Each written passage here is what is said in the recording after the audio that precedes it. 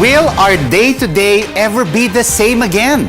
That is a question many of us keep asking. The virus that shut down the world is still making an unprecedented impact across the globe. It's affecting lives and livelihood, How can we preserve and protect our health? while moving forward with opportunities to revive the economy.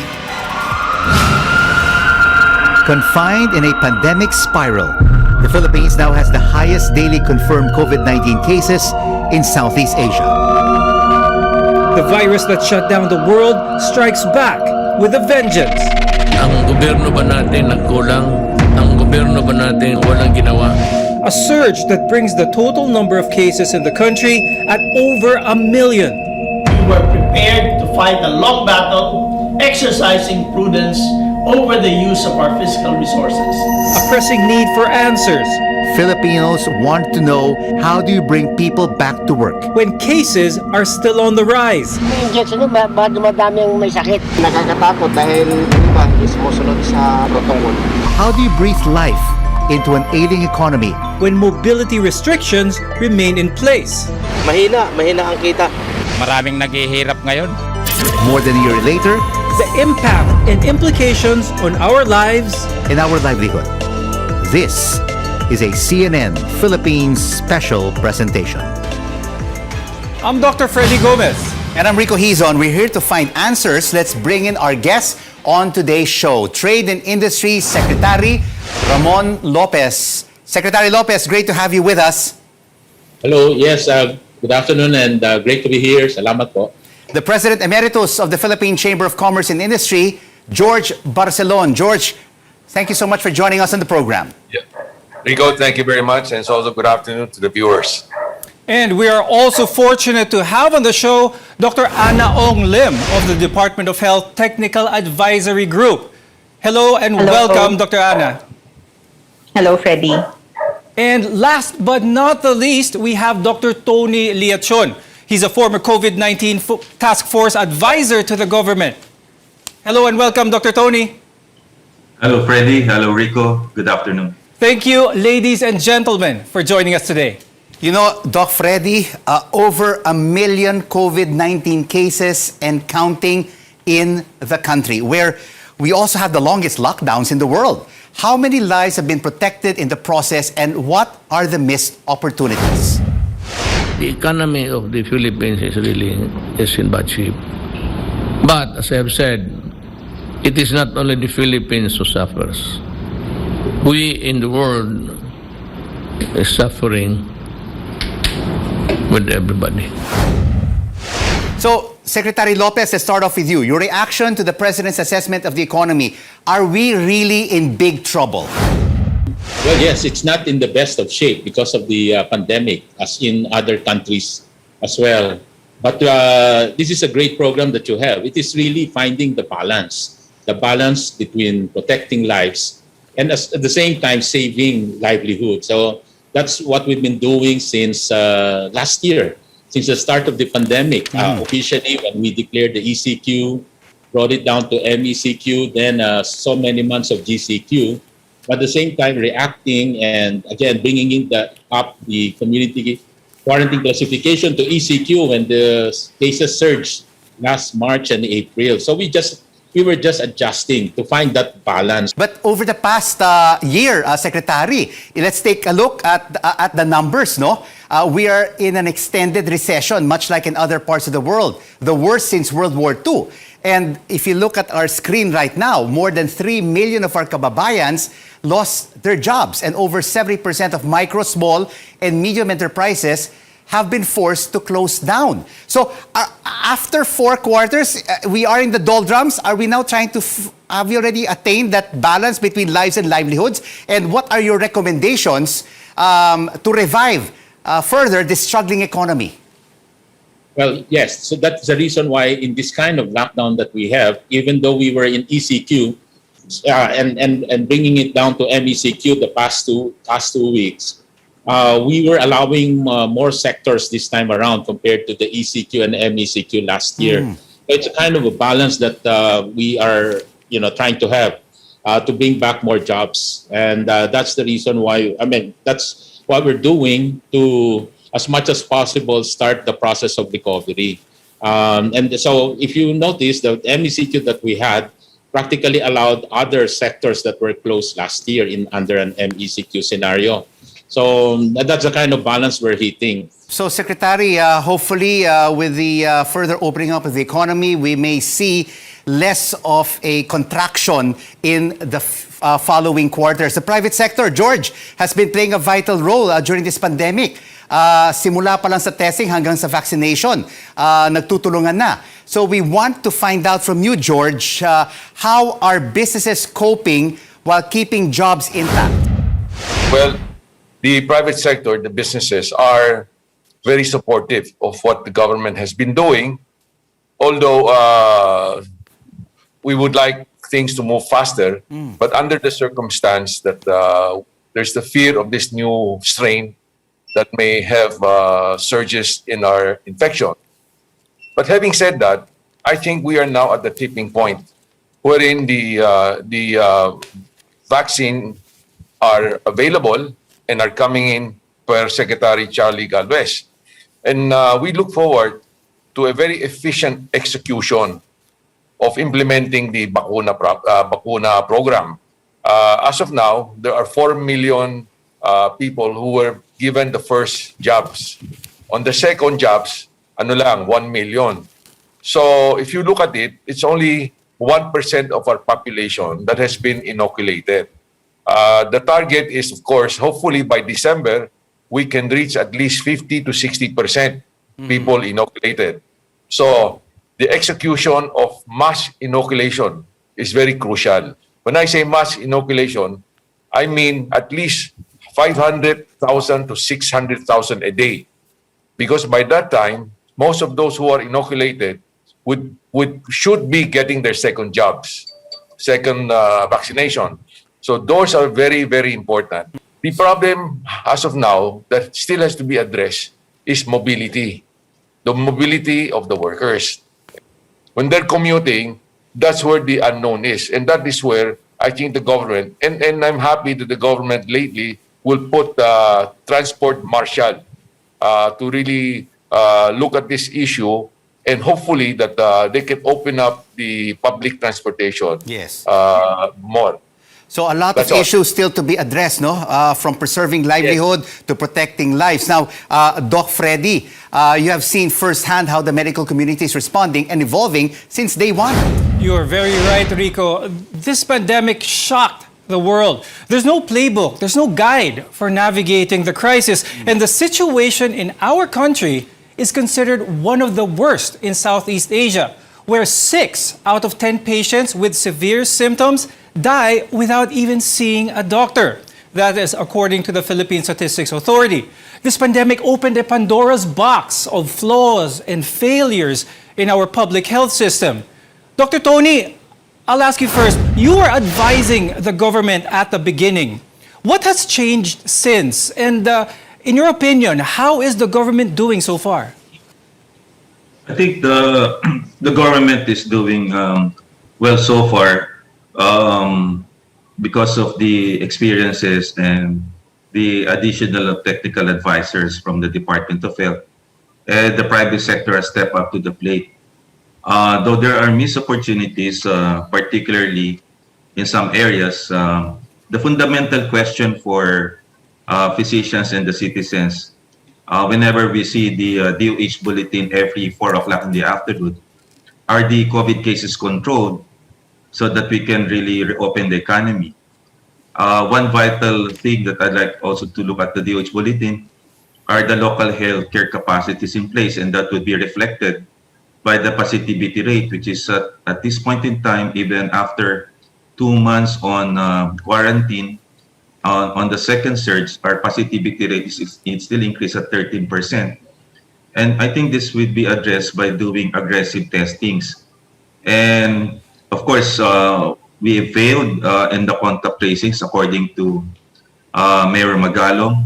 We're doing well on isolation and quarantine. So, Dr. Tony, it's a little bit of a mixed bag. We're doing well on some aspects, but some improvements can be made for others. And we know it's not a one-size-fits-all. What works in other countries may not work here in the Philippines. We have different capacities and different capabilities.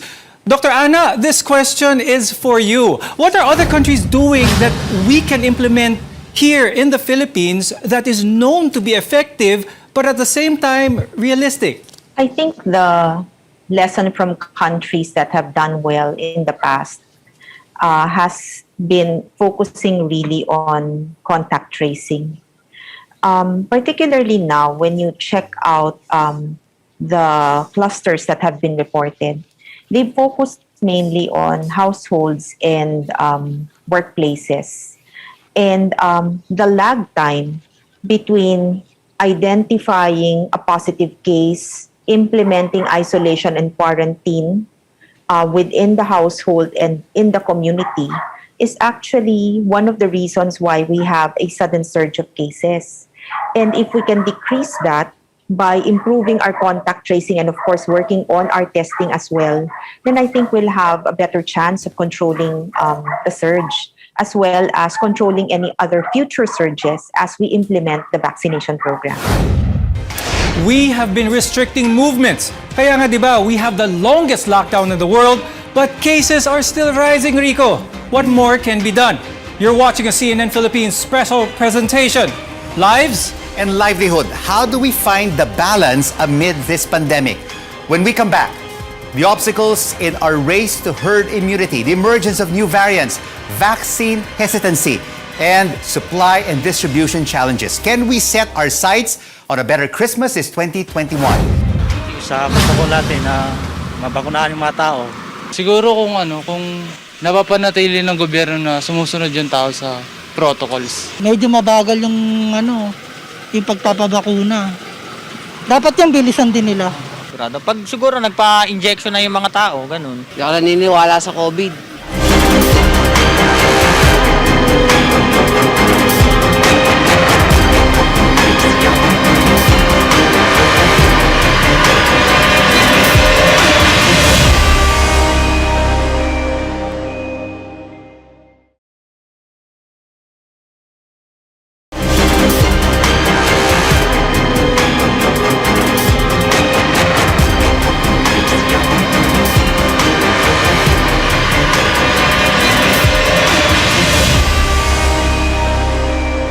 Welcome back to a CNN Philippines special presentation.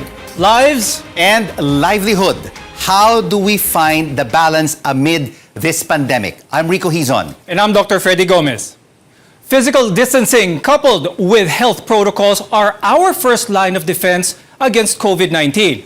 And while the vaccine hopes to bring an end to this pandemic, how quickly was the government able to respond to bring vaccines to the Filipino people, and what are the hurdles that are getting in the way to help us achieve herd immunity? Sekmon, the question to you is, did we act fast enough to bring the vaccines here to the country? Maraming nagsasabi, mabagal daw ang pagpasok ng mga vaccines. Yeah, actually, if you ask me, I think we're just on the right timing. Bulk of the vaccines, actually, they're starting to arrive this second quarter, and more to arrive towards this coming June, and of course the third quarter. We're able to catch up with the neighboring countries in terms of the number of vaccines brought in and the numbers of the number vaccinated. So as reported earlier, we reached already 4 million. Our daily capacity has been up close to 300,000 a day. Our target is about 500,000 a day jobs. So we're getting there, especially if the millions of doses do arrive. We should be ready with the capacity. So that's what's important to build on. Thank you very much, Secretary Mon. So importante talaga na prepared tayo once the vaccines are here. Now, from a scientific perspective naman, Dr. Ana, how was the response to bring in vaccines here? How would you assess our performance? Certainly, the program is quite challenging. Our national immunization program has always focused on children's vaccinations. And our targets before were about 3 million or so to cover. And covering the current 50 to 70 million, that's the target, in a different age group is going to be a very different approach. So I know that there is a program in place, that there is substantial help coming from the private sector, and I think everybody needs to be helping out with this, no, all hands on deck to be able to move this program along very quickly. Okay. Now, this question is for Dr. Tony. Do you have some thoughts on our current vaccine rollout? How are we doing? And is there anything that we could do better? Dr. Tony? Well, I think, sorry for the taking for another side. We could have gotten the best vaccines available, though we know that the best vaccine is the one available in our arms.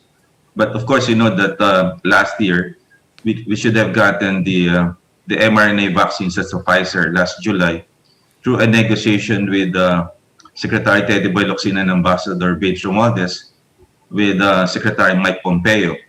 But you all understand that there was a non-disclosure agreement, and we should have gotten it in January so that we could have implemented the herd immunity by July.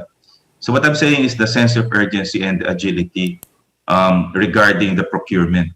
The other problem, the difficulty, I would agree with Ana and Secretary Ramon Lopez, is the focus should be on the National Capital Region, since this is the center of the contagion and this is the business capital, and with the focus. Our difficulty right now is that while we are controlling the cases in the National Capital Region Plus, there are surges right now in different regions of the country.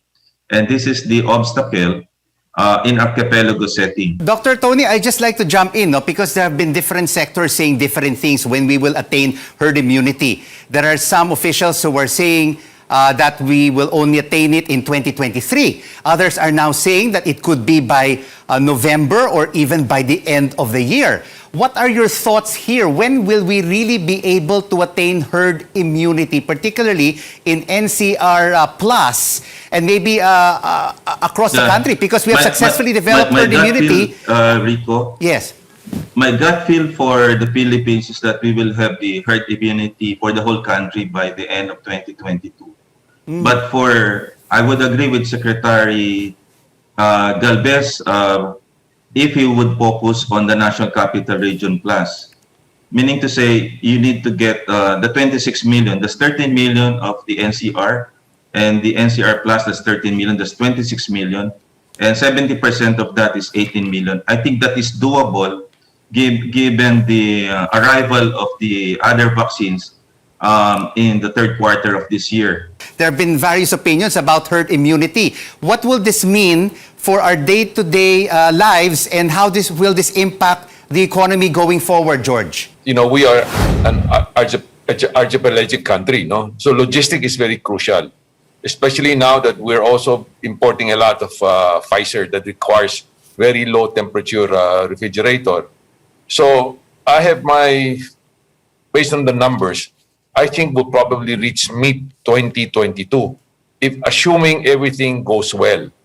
The supply promised us will be as per target. We have some of our vaccine coming from India, and India is facing a scarcity themselves in the supply of vaccines. So on that aspect, we might be affected. But again, there are new vaccine players now. We have Johnson & Johnson, we have Pfizer that we recently bought 40 million. And of course, we have a series of scheduled importation from China, which is Sinovac. But on the other side, we, from the business side, we also look at the prevention.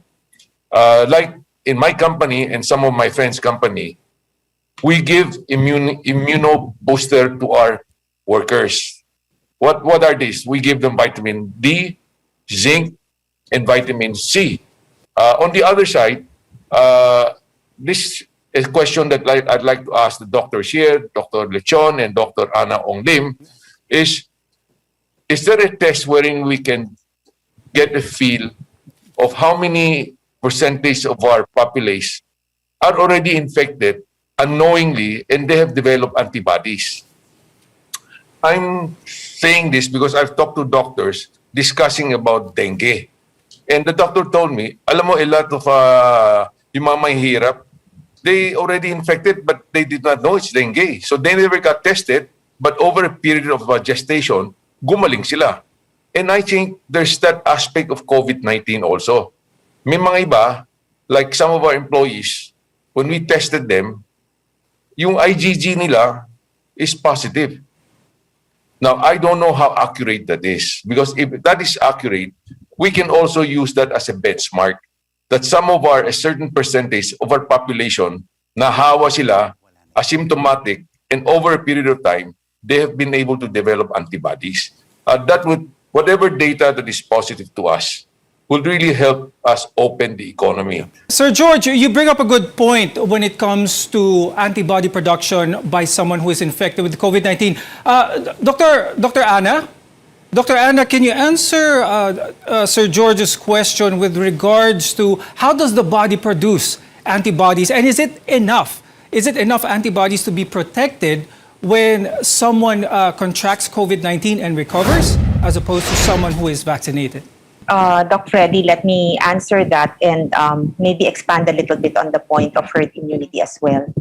So somebody who has already been previously infected, whether with or without symptoms, will produce antibodies. Dr. Anna, are you there? We lost the feed on Dr. Anna, but Dr. Tony, if you're still with us, maybe you can answer that same question as well, because I think that's very important. Yes, go ahead, Dr. Tony. Okay. When you actually think about herd immunity, it's difficult that you develop this without vaccination, because as proven in the Sweden model, it resulted in mortality. So I would say that mild cases, whether with symptoms or not, would actually cause a certain degree of immunity, but not to the same level as we have, of course, vaccines. We have so much more to talk about in the CNN Philippines special presentation. Lives and livelihood. How do we find the balance? When we return, the threat of the coronavirus in the new epicenter of the pandemic, India. How the changing face of the virus impacts our country and the world, with CNN International's Christy Lou Stout. We'll be right back after this break, right here on CNN Philippines.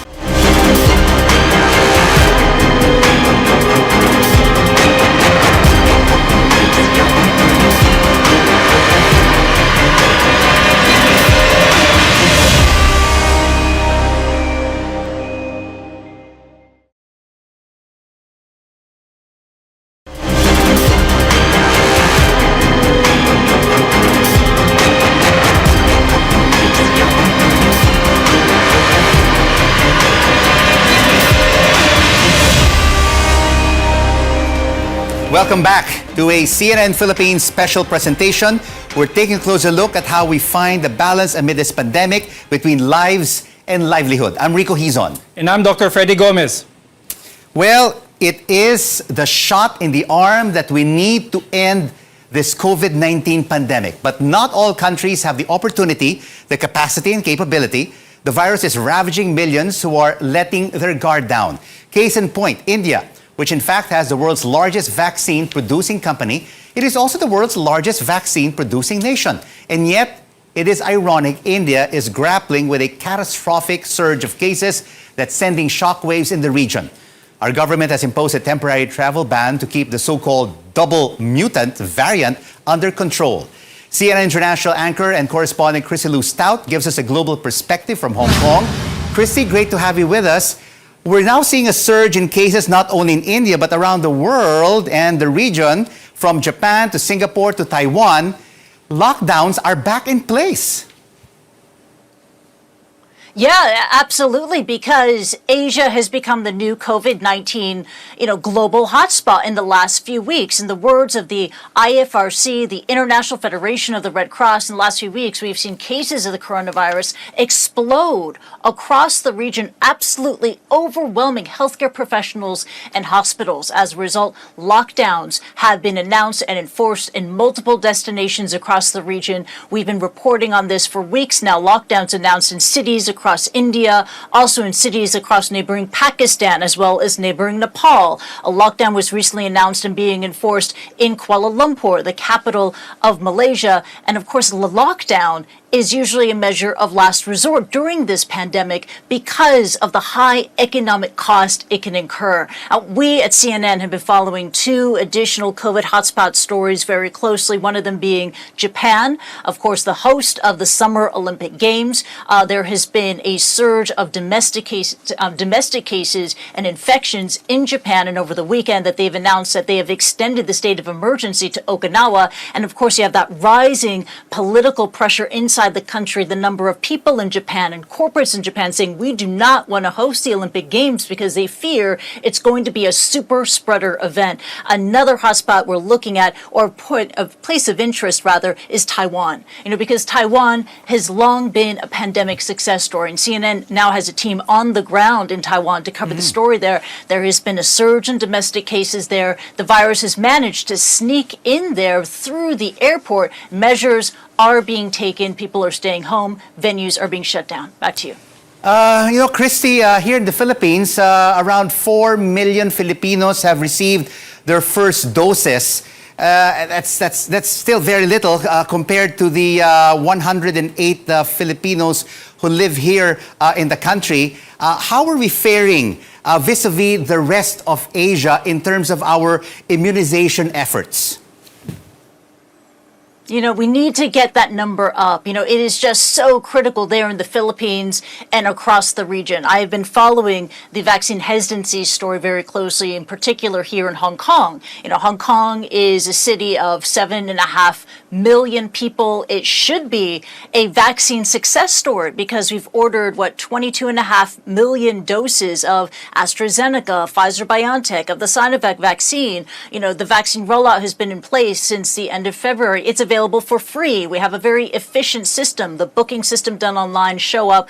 I got both of my jabs. Both of them took about 20 minutes to 40 minutes to get done. It's that fast. And yet, as of today, according to the most recent numbers, only 13.6% of the population have been vaccinated. There seems to be a number of reasons behind that. When you talk to public health experts, they say it's reasons like lack of trust in the vaccine. It's also here in Hong Kong, the belief that COVID isn't a problem, that we are in a safe bubble, so we don't need to have any additional risk of taking a vaccine. But Hong Kong has an additional problem, and that is mistrust, just deep mistrust of the government, and that is not helping with the vaccination drive. And, Rico and Dr. Freddie, that is just such, it's a pity, because you have this stockpile of unused vaccines, millions of doses that are just piling up here in Hong Kong, and yet you have these communities all over the world, in India and Africa and elsewhere, just begging to have a shot.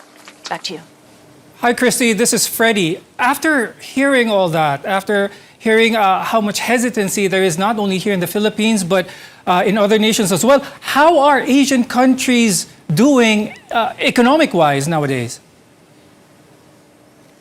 Yeah, look, outside of China, which has been the only world power that did not fall into recession during the pandemic, economies have been under major pressure, because of the hit on tourism, the aviation sector, retail, food and beverage, the hotel industry. Across the board, economies across the region have been hurt because of the pandemic and because of the much needed, in terms of public health, restrictions that have been put in place. Like, there was one glimmer of hope here in Hong Kong. GDP data just came out earlier this month. They reported after 6 consecutive quarters of contraction, Hong Kong finally reported year-on-year GDP growth, or economic growth, in the first quarter of but 7.8%. And that was because of exports. That is the one glimmer of hope right now. And there is a global economic rebound that's being led by two places, mainland China and by the United States. So in that regard, countries that do have an export economy that are able to tap into the rising fortunes of China and the United States, they're able to ride out of this. But still, at the end of the day, we need to get the borders reopened. We need to get those vaccination rates higher so that those borders can reopen again and economies around the region can have that opportunity to rebound and come back. Back to you. Very true. Thank you very much. That was Christy Lustau joining us from the CNN Asia Center in Hong Kong. This pandemic revealed the stark divide in global response between rich and poor nations. How can the world collectively turn a corner? Only recently, we heard U.S. President Joe Biden saying that they will donate 80 million doses of vaccines to many parts of the world. And we need to help fight the disease around the world to keep us safe here at home and to do the right thing of helping other people. It's the right thing to do. It's the smart thing to do. It's the strong thing to do. Now, will the Philippines be among recipients of these vaccines from the States? Only last week, LGUs quickly ran out of Pfizer brand vaccines because we received almost 200,000 Pfizer doses on May 10th following months of delay. Secretary Mon, let's explain again the cause of the delay and how the government will meet the need for vaccines for qualified Filipinos. Well, as explained earlier, what we really have to do is to focus on the centers of gravity. Now, we have to focus on the hotspots area and the densely populated areas. And our vaccine committee has identified that this would be the areas of NCR plus 8 cities, urban centers around the country. To us, that is the way to really immediately at least hurdle the first set of herd immunity. And these are also the centers of economic activity. So once we are able to do that, at least you're saying that over 50% of economic activities, areas with fast or large percentage of economic activities will be covered and will have the herd immunity. So that, I think, would be the best approach.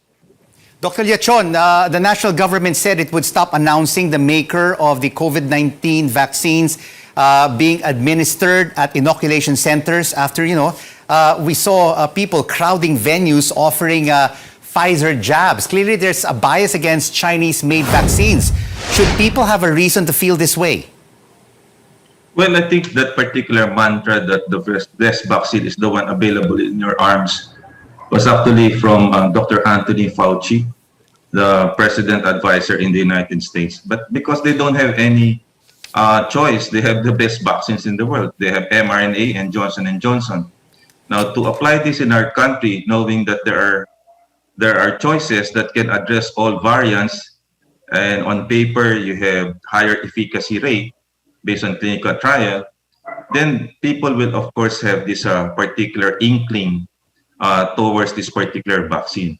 So the bottom line is a massive public awareness campaign at this point in time by the Department of Health and the medical communities in order to increase the vaccine acceptance for the country.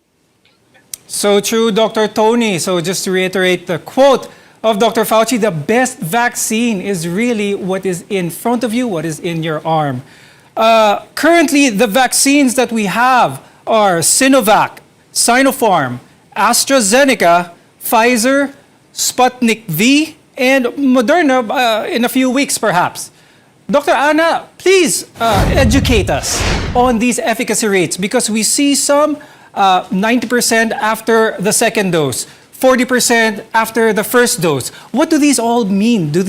How does this matter to the average Filipino? So that's a really good question, Doc Freddie. We need to learn how to ask the correct question. When we talk about vaccine efficacy, we need to ask vaccine efficacy against what endpoint? They're not all the same. And that's really the basis for saying that the best vaccine is the one that's in your arm. The fact is, when we share these vaccine efficacy rates, the endpoints or the outcomes that are being measured are not really the same for each of the vaccines. They're not also targeting the same population groups. They're also not done over the same time frame. So the circulating rates of disease could be variable. That's why we say that you really cannot compare the vaccine efficacies across brands. And if that is the basis for people preferring one brand over another, then the basis is very fluid. The number that you know now can change over the next few months. So in as much as when we choose, we always like to look at efficacy and safety. If the numbers that are being quoted are going to change over time, then the basis should be, do these things work? And if the answer is yes, then all of them are equally efficacious. So that's the whole point of going brandless. Maybe one example that will help people understand, no? If we had a trial going on here and the same vaccine was deployed, for example, in Batanes where there's hardly any cases, and the same vaccine was deployed here in NCR where there's so many cases, would you feel that a 70% protection rate coming from NCR is necessarily bad compared to a 90% protection rate from Batanes? Sasabihin mo, siguro kasi mataas dahil walang kumakalat na sakit doon. So that's one of the concerns and one of the underlying reasons why we keep saying they're not comparable, because essentially all of these vaccines were done, the studies were done in different settings. So the bottom line is, if we're choosing because of the efficacy rates are fluid. Therefore, for as long as all of them are shown to be efficacious and safe, they work, they should be taken advantage of when we should be vaccinated. Mm-hmm. This is a CNN Philippines special presentation. Lives and livelihood. Finding the right balance. And finding the way forward. Stay with us.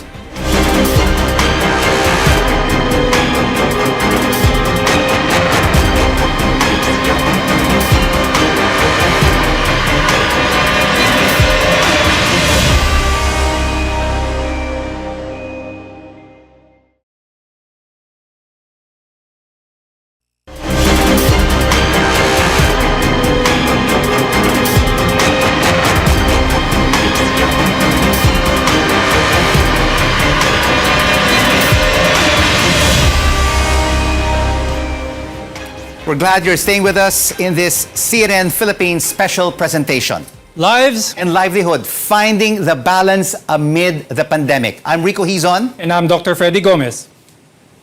With no end in sight yet for this pandemic, everyone has to pivot to adjust to the changing times and address the challenges to protect livelihood. Well, in this program, we're joined by Trade and Industry Secretary Mon Lopez and George Barcelon of PCCI. Sec, how can individuals like myself, Doc Freddie, and our viewers help spur economic growth during these challenging times?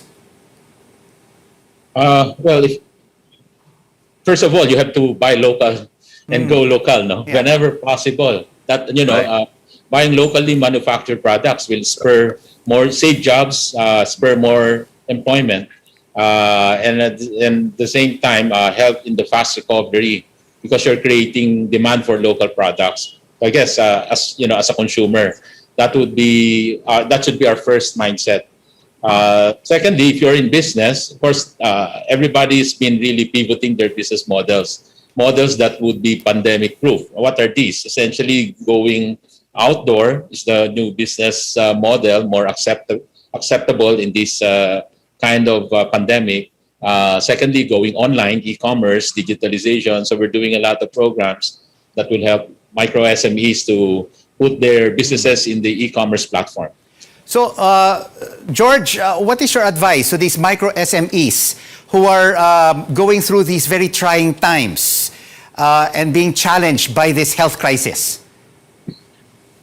Well, we support what Secretary Mon is saying, buy local. That would, have the local factories opening more jobs, or having their workers work more. And there will be more money flowing. Aside from that, as I mentioned, education is quite important also. When students go out, they do consume things, and that helps. But earlier, I was discussing with Secretary Mon that one of our concern, of course, is the survey that has been made by SWS, wherein the numbers doesn't look very positive in a negative sense, no? Only about 30% to 40% wants to be vaccinated, and another 30% are undecided. and around 30% are decided they don't want it. So we in the private sector is really out promoting that people should be vaccinated. Vaccination is key. Vaccination equals a recovery in the economy. Secmon, you know, Congress is currently proposing a 400 billion peso Bayanihan 3 law. Will the micro SMEs benefit from this new initiative? Yeah. Yes, they're part of the program. I have not seen the final, shape of it, no.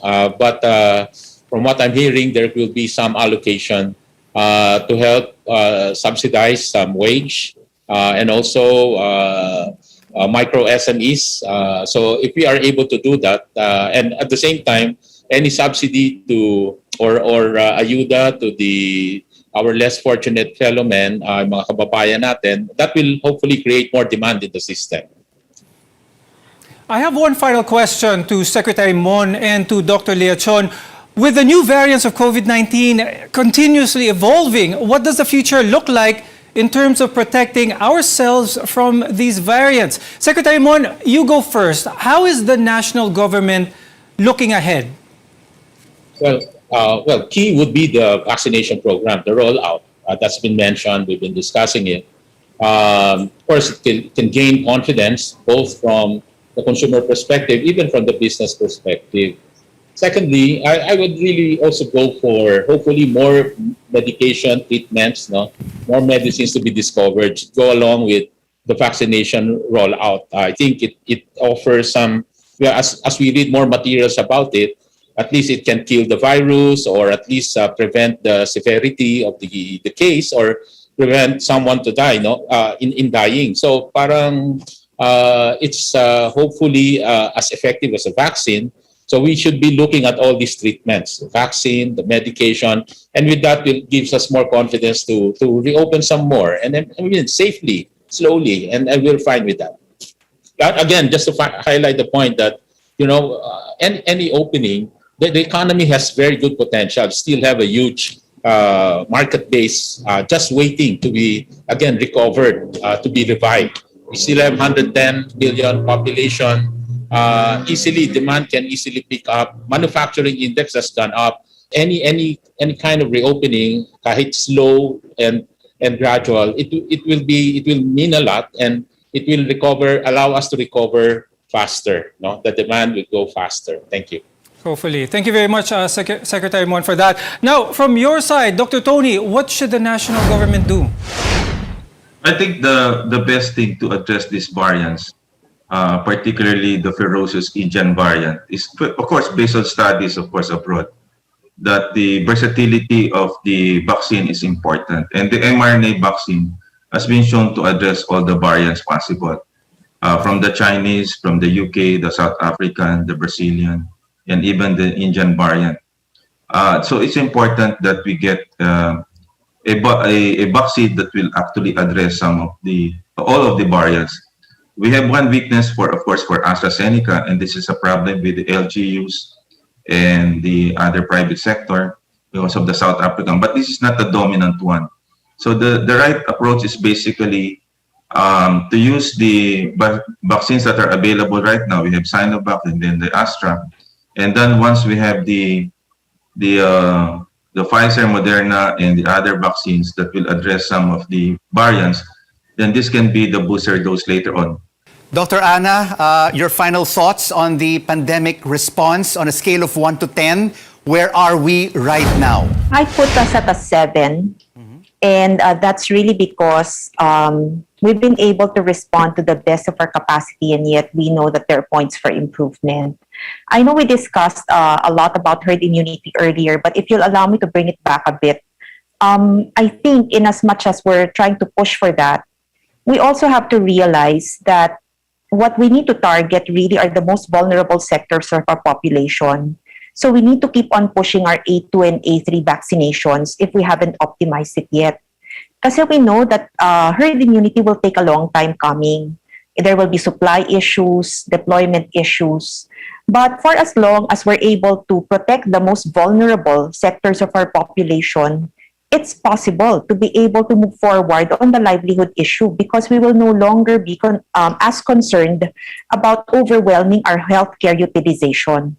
So focusing on A2 and A3 as we are improving access for the rest of the population and moving towards herd immunity, I feel will be the key.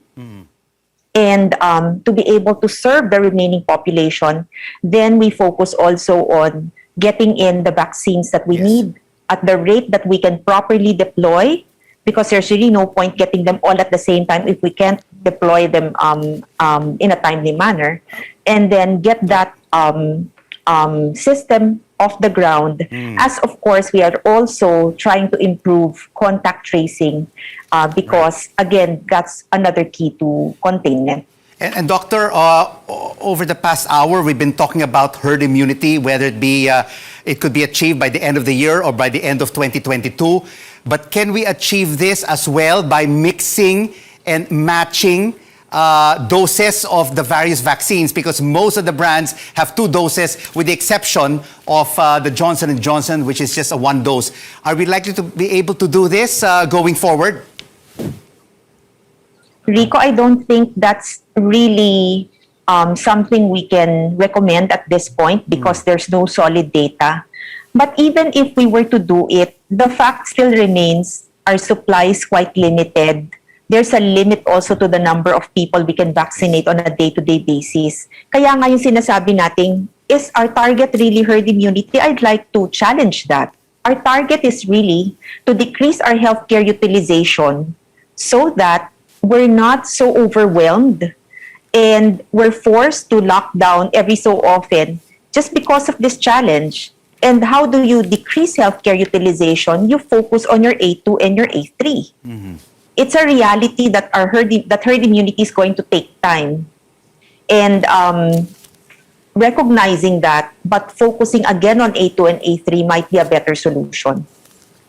Thank you once again to our guest, Trade and Industry Secretary Ramon Lopez, also the President Emeritus of the Philippine Chamber of Commerce and Industry, Mr. George Barcelon. Thank you also to Dr. Tony Liachon and Dr. Ana Ong Lim. Maraming salamat sa inyong lahat. Public health is our country's wealth. Protecting livelihood is a way of saving lives. The balance lies in all of us, a collective effort of the government, the private sector, and the general public. Thank you very much for joining us in this CNN Philippines special presentation. I'm Freddie Gomez. And I'm Rico Hizon. This has been Lives and Livelihood, finding balance amid the pandemic. Thanks for watching CNN Philippines.